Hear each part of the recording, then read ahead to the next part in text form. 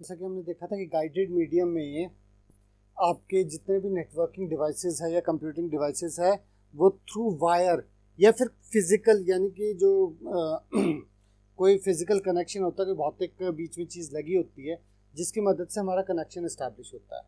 जो दो चीज़ आपस में जुड़ी है वो किसी तार के माध्यम से जुड़ी होती है। और हमने तारें भी देखी थी, 3-4 तरह की, ट्विस्टेड पेयर थी, यूटीपी थी, एसटीपी थी, फिर हमने देखा था कोएक्सियल थी।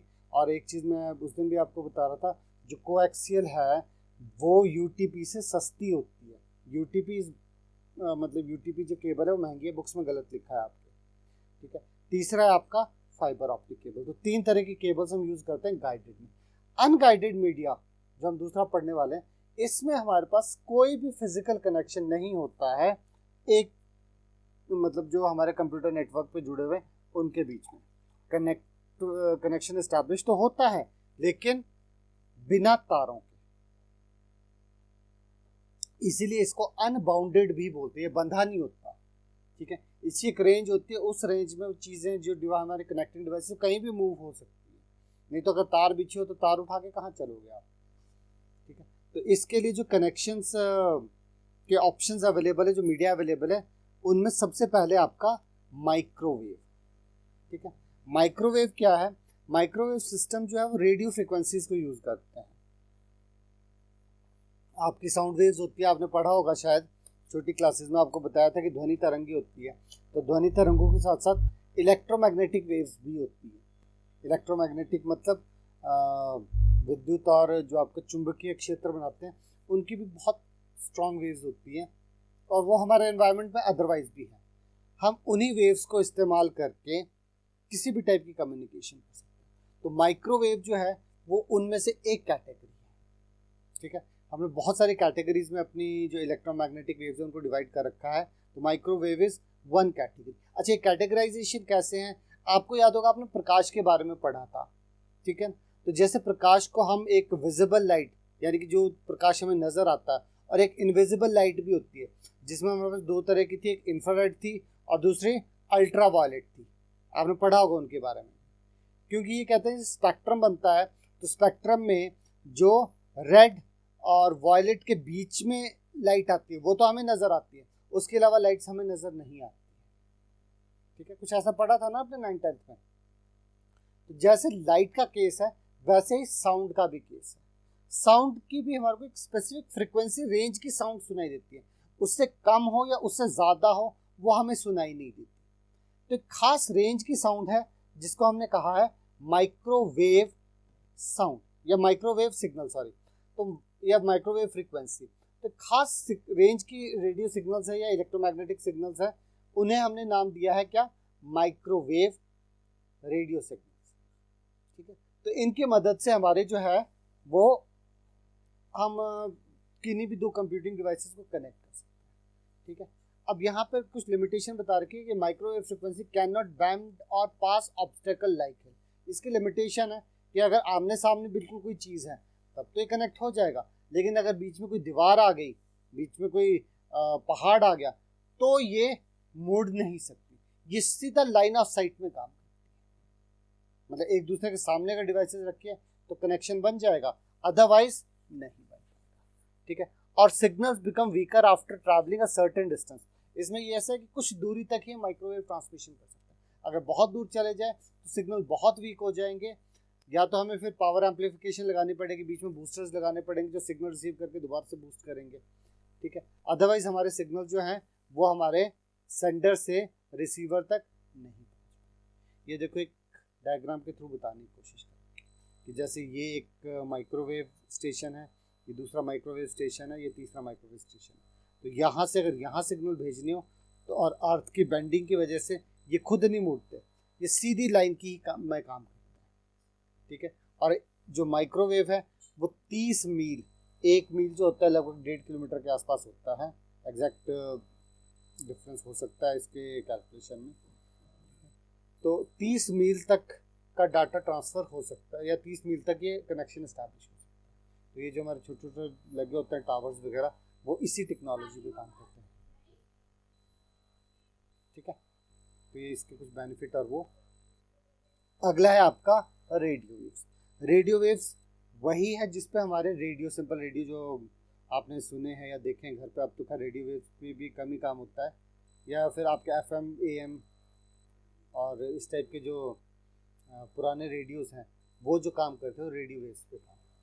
हम उन्हीं रेडियो वेव्स को जो है इसके लिए भी यूज़ कर सकते हैं, डेटा ट्रांसमिशन के लिए भी यूज़ कर सकते हैं। ठीक है, रेडियो वेव्स के भी अपने एडवांटेजेस और डिसएडवांटेजेस हैं। हाँ, एक चीज़ है, रेडियो वेव जो ओमनी डायरेक्शनल होती है। यहाँ पे वर्ड ओमनी का मतलब होता है चारों तरफ, हर डायरेक्शन में। जैसे हम कहते हैं सर्वव्यापक, सर्व यानी कि हर जगह, तो ओमनी डायरेक्शन मीन्स हर दिशा में। तो रेडियो वेव जो है हर दिशा में डाटा ट्रांसफर कर सकते हैं। इसमें ऐसा कुछ नहीं कि एक लाइन ऑफ साइट बनानी पड़ती है। ठीक है, और इसके लिए हम रिसीवर के लिए और ट्रांसमिशन के लिए एंटीनाज लगा सकते हैं। तो आपने देखा रेडियो स्टेशन में बड़े ऊंचे ऊंचे एंटीनाज लगे होते हैं। ठीक है, वो रेडियो सिग्नल कैच करते हैं या फिर ट्रांसमिट भी कर सकते हैं। ठीक है, रेडियो सिग्नल्स ऑफर्स मोबिलिटी। इसका एक बड़ा फायदा ये है कि अगर आपके पास रेडियो सिग्नल है तो आप डिवाइसेस लेके चल सकते हैं, एक जगह से दूसरी जगह मूव कर सकते हैं। देखा ही आपने, रेडियो उठा के लोग चले होते थे। इवन जो आपके ये मोबाइल फोन्स भी है, ये भी एक तरह के रेडियो सिग्नल से यूज करते हैं। ठीक है, at rovers cheaper than digging trenches. हाँ, ये सस्ता पड़ता है, किससे? जो आप ये केबल्स बिछाने का खर्चा है। अदरवाइज सोचो, देखो कितनी खुदाई करते हैं लोग, फिर केबल्स बिछाते हैं, तो उससे सस्ता काम करता है। And it can travel long distance, काफ़ी लंबी दूरी तक ये जा सकता है। तभी तो एक ज़माना होता था कि दिल्ली से स्टेशन जो अपने रेडियो वेव्स ट्रांसफर करता था वो सीधी शिमला पहुंचती थी, और लोकल डिस्ट्रीब्यूशन शिमला में या पूरे हिमाचल में इस टाइप के बहुत बहुत दूर स्टेशंस लगे होते थे। इसके डिसएडवांटेजेस भी है। It is insecure communication. यहाँ पे हमारा बहुत ज़्यादा सिक्योरिटी पॉसिबल नहीं है कि कोई भी किसी भी फ्रीक्वेंसी रेंज पे स्विच करके उस रेडियो सिग्नल्स को एनक्रिप्ट कर सकता है, सॉरी रीड कर सकता है और सुन सकता है भी क्या चल रहा है। ठीक है, आपने देखा भी होगा, जैसे ये कई बार पुलिस वाले भी होते हैं वॉकी टॉकी पे हेलो हेलो, तो उनके वो से रिसीवर से आवाज़ सी आती रहती है। वो भी वही चीज़ है कि वो भी उन रेडियो सिग्नल्स को ही यूज़ करता है। उस वहाँ पे हम जो कहते हैं उसको फ्रिक्वेंसी मॉड्यूलेशन या फिर FM भी बोलते हैं। ज़्यादा डिटेल में इसके नहीं जाएंगे हम, सिर्फ इतना ध्यान रखेंगे कि हमारी छोटी और लॉन्ग डिस्टेंस कम्युनिकेशन के लिए हम रेडियो सिग्नल्स यूज़ करते हैं, रेडियो वेव्स यूज़ करते हैं। अगला है आप जो इस्तेमाल कर सकते हैं वो है सैटेलाइट। अगर बहुत दूर तक आपने डाटा ट्रांसफ़र करना हो एक कंट्री से दूसरी कंट्री में, तो इसके लिए हम सैटेलाइट्स भी यूज़ कर सकते हैं, उपग्रह भी इस्तेमाल करते हैं। तो उपग्रह के लिए क्या होता है कि हम ट्रांसमिटिंग के लिए, यानी कि एक जगह से दूसरी जगह भेजने के लिए और रिसीव करने के लिए, उसे प्राप्त करने के लिए हम एंटीनास लगाते हैं। और ये एंटीनास डायरेक्ट आपस में कम्युनिकेट नहीं करती। एक जो एंटीना है वो डेटा भेजता है, एक एंटीना जो डाटा ट्रांसफर करता है या जो सिग्नल भेजता है वो सीधा सैटेलाइट पे जाता है, और फिर सैटेलाइट उसको रिफ्लेक्ट करती है वापस अर्थ पे। तो दूसरा एंटीना उसी सैटेलाइट के सिग्नल्स या जो रिफ्लेक्टर्स पॉइंट है उनके साथ सिंक होके, उनके साथ मतलब एक line of site kind of thing बना के उसके साथ कनेक्ट हो जाता है। और इसी प्रिंसिपल पे आपने जैसे डिश टीवी या ये सारी चीज़ें लगी हुई होगी आपके घर में, जिसे DTH बोलते हैं, डायरेक्ट टू होम, वो भी इसी प्रिंसिपल पे काम। ठीक है, हर चीज़ के अपने फायदे अपने नुकसान है। ठीक है, अब यहाँ पे बता रखा the problem with microwave communication is curvature. वो मुड़ नहीं सकते बिकॉज धरती तो हमारी बिल्कुल गोल है।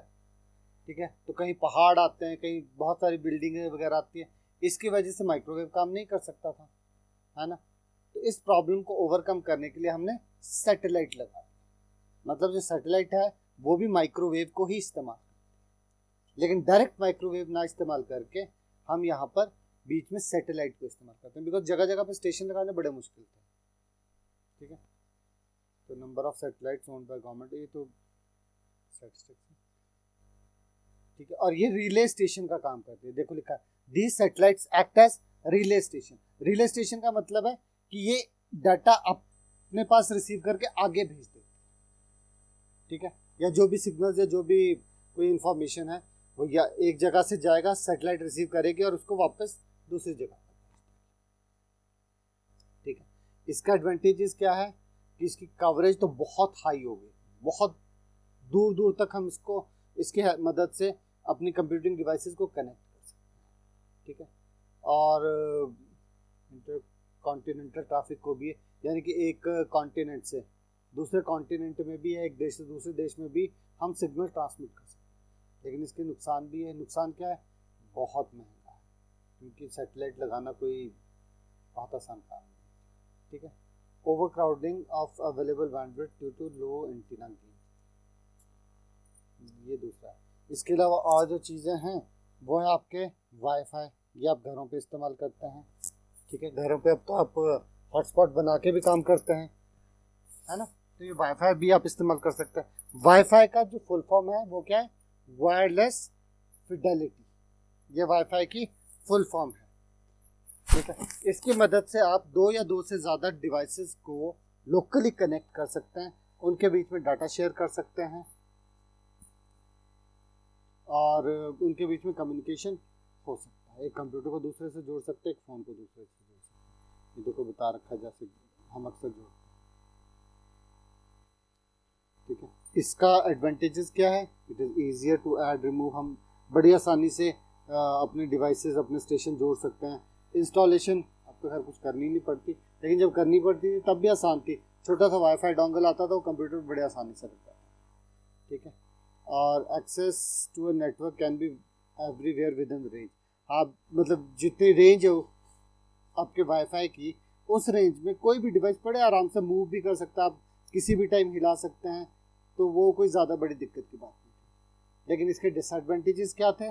The number of computer using network increases the data transfer rate will decrease, यानी कि जितने ज़्यादा इस पर डिवाइसेस जोड़ोगे उतनी ज़्यादा स्पीड कम होती रहेगी, उतनी ज़्यादा स्पीड नहीं लेकिन उतनी स्पीड कम होती रहेगी। और सिक्योरिटी के मामले में कोई ज़्यादा गारंटेड नहीं है वाईफाई। ऑफकोर्स हम बहुत सारे एनक्रिप्शन और वो जो पासवर्ड सिक्योरिटी और जो डालते ना पास फ्रेज या कनेक्ट करने के लिए पास कोड, ठीक है, वो तो है, लेकिन इस पर डाटा बहुत ज़्यादा सिक्योर नहीं है।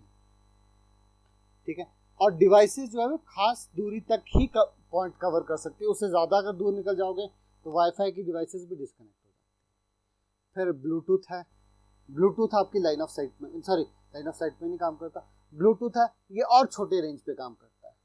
ठीक है, बल्कि ब्लूटूथ नेटवर्क को हम पिकोनेट भी बोलते हैं, स्मॉल नेटवर्क, छोटे से एरिया में अप टू 10 मीटर के या 10 फीट के एरिया में ये काम करता है। इसमें बहुत सारे डिवाइसेस को हम आपस में कनेक्ट कर सकते हैं। तो देखा आपने ब्लूटूथ हम क्या नाम स्पीकर इस्तेमाल करते हैं, माउस यूज़ करते हैं, और कीबोर्ड भी अब तो ब्लूटूथ आते हैं, उनको भी कनेक्ट कर सकते हैं अपने कंप्यूटर से। इवन एक कंप्यूटर को दूसरे कंप्यूटर को के साथ कनेक्ट कर सकते हैं ब्लूटूथ के द्वारा। ठीक है, तो एडवांटेजेस वही है कि बहुत ज़्यादा इस्तेमाल होता है, बहुत सस्ता है, इट इज़ अवेलेबल। हाँ, ब्लूटूथ के लिए तो कोई कॉस्ट नहीं, डिवाइसेस की कॉस्ट लेनी लगती है आपको, इसके लिए कोई चार्ज नहीं, और बहुत कम एनर्जी यूज़ करता है। लेकिन डिसएडवांटेजेस क्या है? इसकी स्पीड, जैसे बताया कि जितनी ज़्यादा डिवाइसेस होगी स्पीड कम हो जाएगी, और सिक्योरिटी का पंगा इसमें भी है। ठीक है, और ये बहुत ज़्यादा हैवी ट्रैफिक को कैरी नहीं कर सकता है, और इसकी लाइफ डिपेंड करती है आपकी बैटरी की लाइफ पे कि कितनी बैटरी है आपकी, क्योंकि अगर बैटरी ख़त्म होगी तो ब्लूटूथ भी बंद हो जाएगा। ठीक है, इसके अलावा जो और नेटवर्किंग या जो वाईफाई के आपके कंपोनेंट्स है, जैसे 5 अभी डिस्कस किया हमने, ब्लूटूथ और क्या था, सैटेलाइट, ठीक है, फिर था आपका radio waves, microwave, radio wave, microwave, satellite, wifi and Bluetooth. ठीक है, इसके अलावा जो आजकल हमारी और टेक्नोलॉजी यूज़ होती है जिसमें इन्हीं के ही वो सब पार्ट्स है, कहीं पे माइक्रोवेव यूज़ हो रहा है, कहीं पे सैटेलाइट यूज़ हो रही है, वो टेक्नोलॉजीज़ हैं। जैसे कि हम बात करते हैं 4G की। ठीक है, 4G में UMTS और टर्म थी, एच से शुरू होती थी, या एज, ये कुछ टेक्नोलॉजीज़ के नाम थे जो यूज़ होते थे, ये 3G में यूज़ होते थे। UMTS भी 3G था, 4G आया, ठीक है, 4th जनरेशन जिसे आप बोलते हैं, वो LTE नेटवर्क बनाता है जिसे लॉन्ग टर्म एवोल्यूशन बोलते हैं। अब 5G भी आ रहा है, अभी उसके बारे में ज़्यादा डॉक्यूमेंट्स या अवेयरनेस नहीं है लोगों में, या यहाँ पे अभी ज़्यादा चीज़ें वो आई नहीं। ठीक है, इसके अलावा 6G पे भी काम चल रहा है, ये है आपकी सारी मोबाइल कम्युनिकेशन। तो ये भी यूज डिस्कस किए जा सकते हैं आपके जो आपकी वायरलेस या फिर अनबाउंडेड मीडियाज है। पर बेसिकली ये माइक्रोवेव और सैटेलाइट ही इस्तेमाल करते हैं। ठीक है।